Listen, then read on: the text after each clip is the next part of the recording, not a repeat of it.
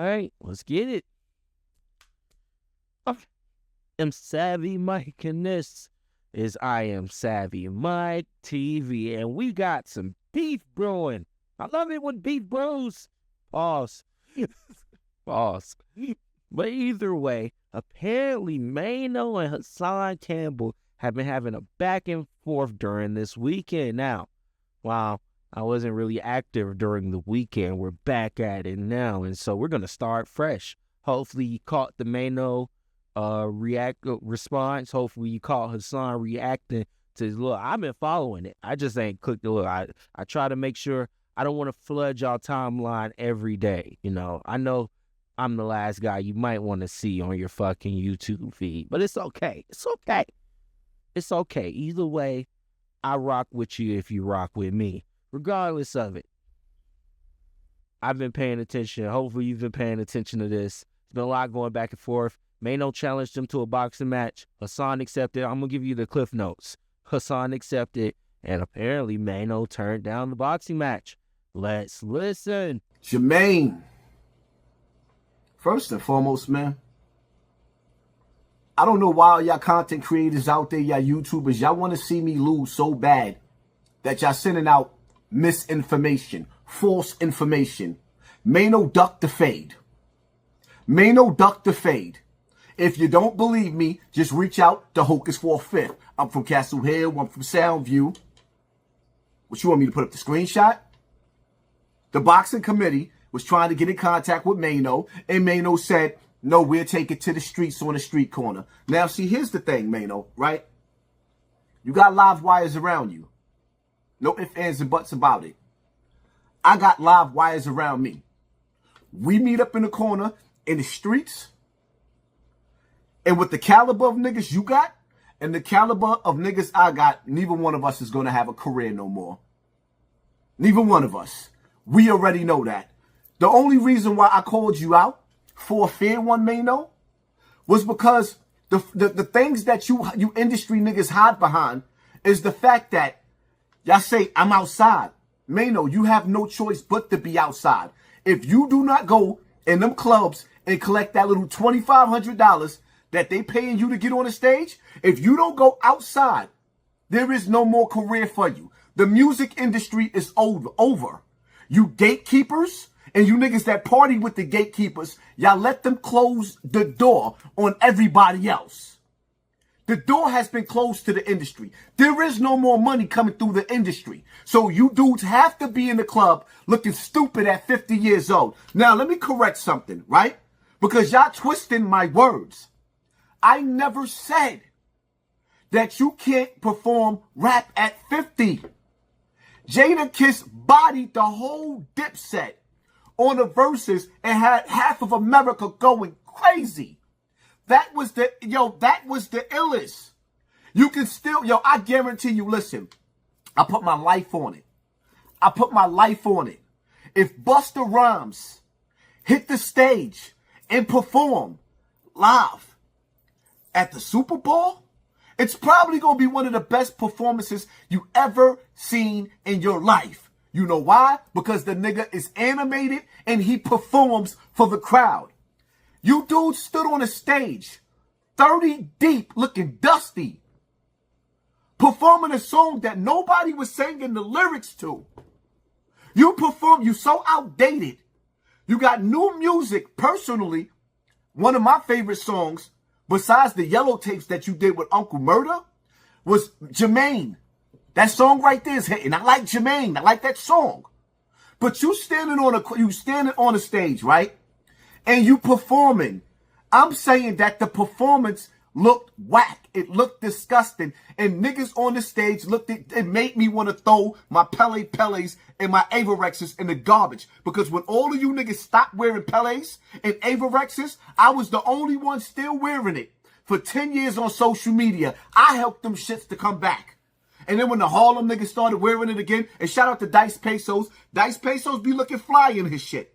Some of the rest of y'all dudes be like, you ever seen a dude, you could put a fly outfit on him, and the nigga still look dusty? Some of you dudes was up there looking like that. And I'm looking at the stage, I'm looking at the scenery, and it's like, ew? I'm not saying that dudes can't perform.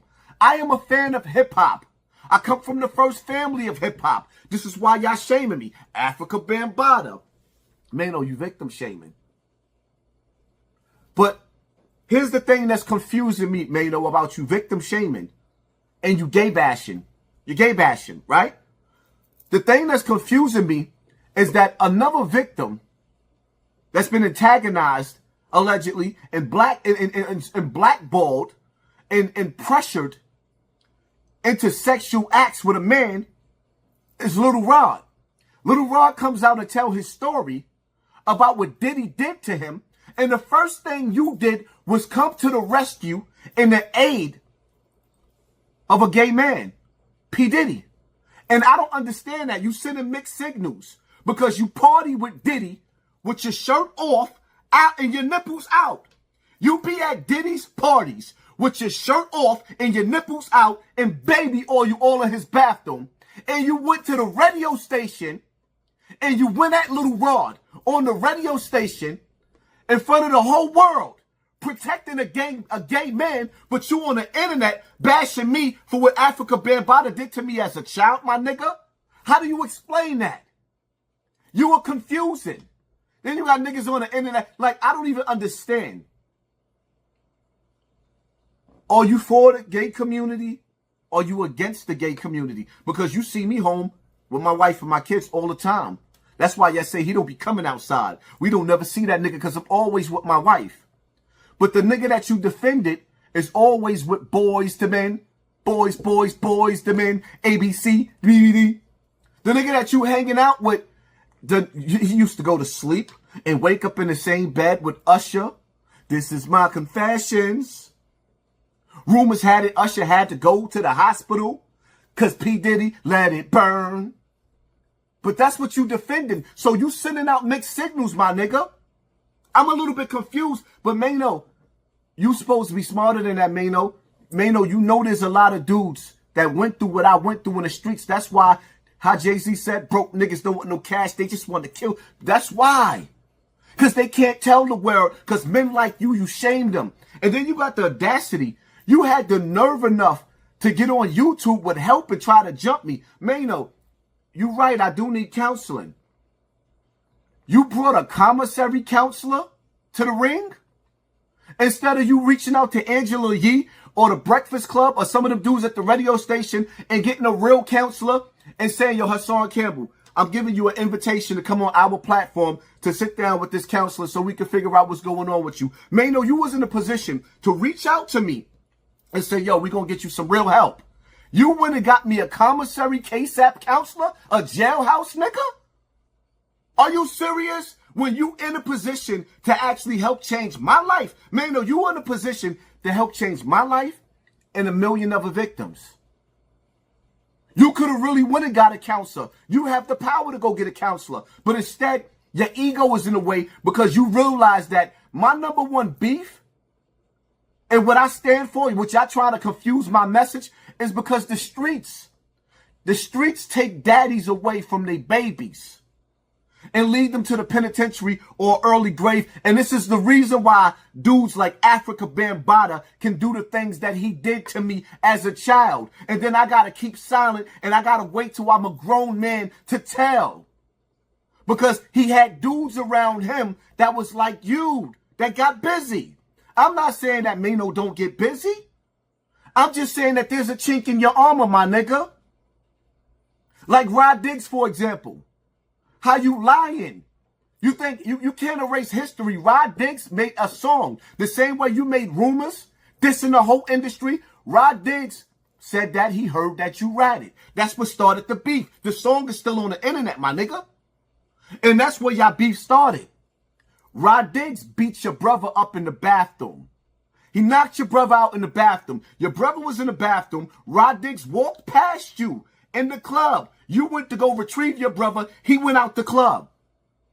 Am I lying? You really gonna say that I'm lying? Do you realize that you got people in your crew that I know? And we already had this discussion and they took up for you in the discussion and made it clear it really did happen. but Rod Diggs didn't, because I had it a little confused that he stepped to you too. No, he didn't step to you. He knocked your brother out and walked past you out of the club, and you went to go pick your brother up. And nothing ever happened after that, my nigga. And this is when Maino was Maino, Jermaine. Stop playing with me.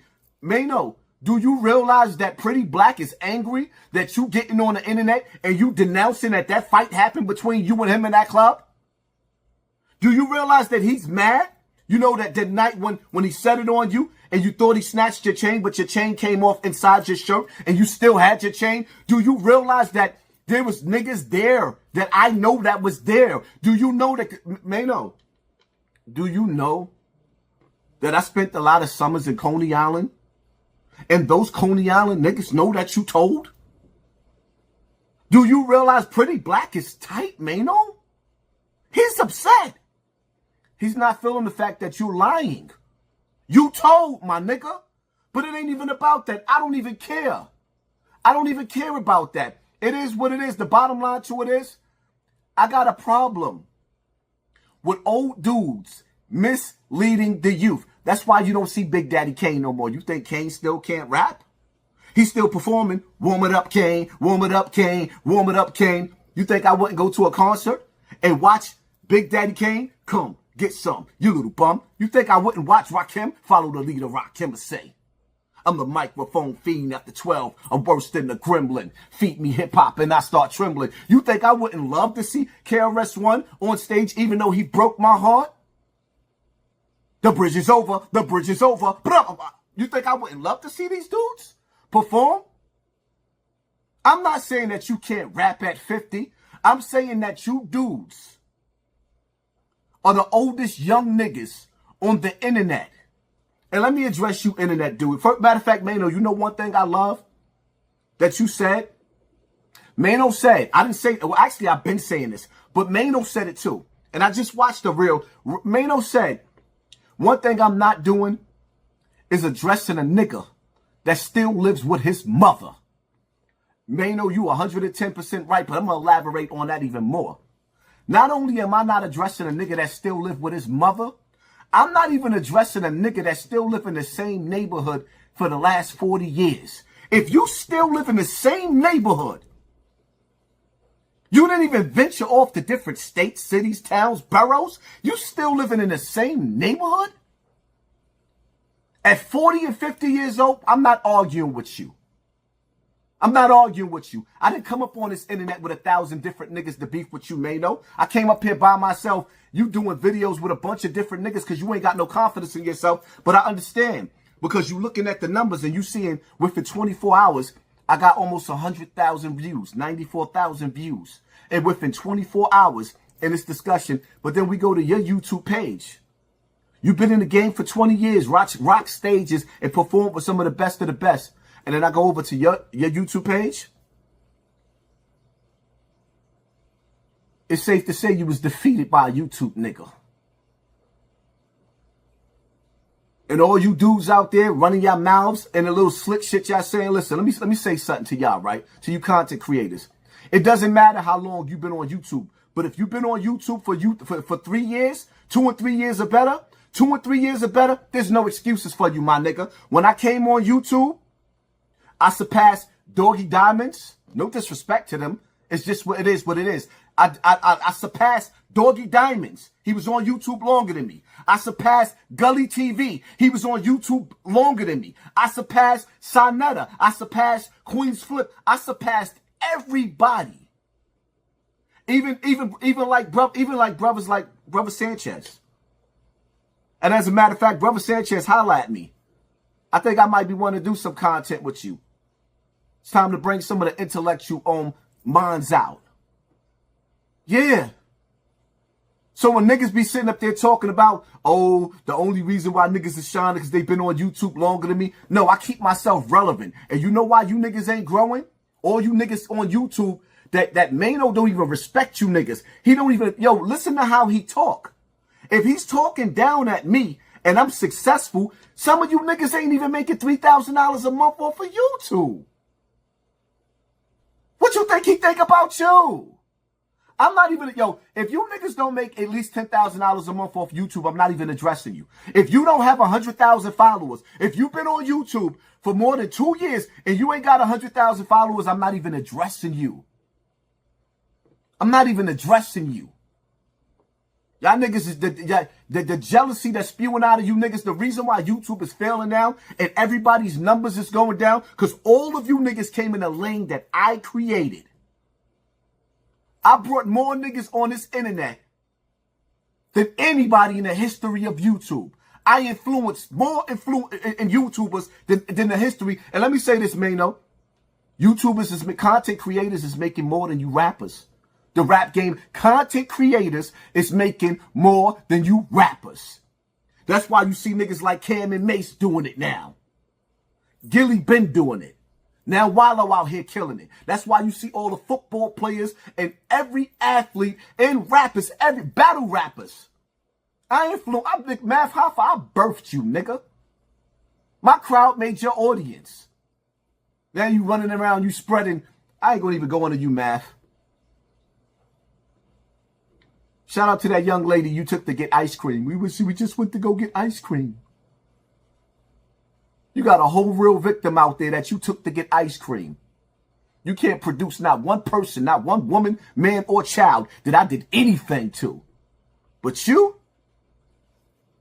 That's my take on the situation. I ain't gonna keep coming back and forth and going back and forth. Maino, I don't hate you, my nigga. My job is not to destroy you. I don't hate you, my nigga. I would love for you to actually reach out and give me an opportunity to come on the Breakfast Club and actually be with a counselor so that we could give some healing to these young boys that you making fun of. Because when you make fun of me, Africa Bambaataa didn't do nothing to me as an adult. He did something to me as a child. But what he did to me as a child will never go away. It broke me. You can never fix the pieces of what he did. And there's millions and millions and millions of other little boys out there that went through what I went through. And you shaming them, my nigga? You shaming them? Don't never try to take away from my message. Every day I got somebody in my DM talking about I saved them with my message. I use you rappers as a way to stay relevant so I could keep on getting rest and coming back to the battlefield fighting this fight. You niggas sitting up there talking about, do you realize that one of the victims that's taking the group X-Clan to court? Do you realize one of the victims that's taking X-Clan to court? Protected by the red, the black, the green, Sister Patrice? She came out on my platform, my nigga. Do you realize I've worked with some of the victims of Dr. York, a man that got over 144 years plus 7 life sentences because he copped out? Yeah, so that was gonna keep going on and on. No, I was about to stop in about 2 minutes, but I think we get the point. I think we get what Hassan is trying to say in this crash out on Maino. I hope that they can have a sanctioned boxing fight so they could, really get their anger towards each other out in a healthy way and not no street corner bullshit where somebody ends up getting shot and killed. Like, we don't need that. just look, if y'all don't like each other, y'all are two celebrities, so y'all might as well box each other. Fuck it. Because at this point, y'all keep doing this back and forth talking. Oh, you got sexually assaulted by Africa Bambaataa. Oh, Maino, you ain't shit. You ain't been shit. I'm the shit now. Like, we keep doing that. At some point, it's just going to get redundant. It's going to be like, all right, y'all might as well just squabble. But like I said, a sanctioned squabble. Hit up Aiden Ross. Aiden Ross has Brand Risk Promotions, and they're doing sanctioned fights, sanctioned squabbles.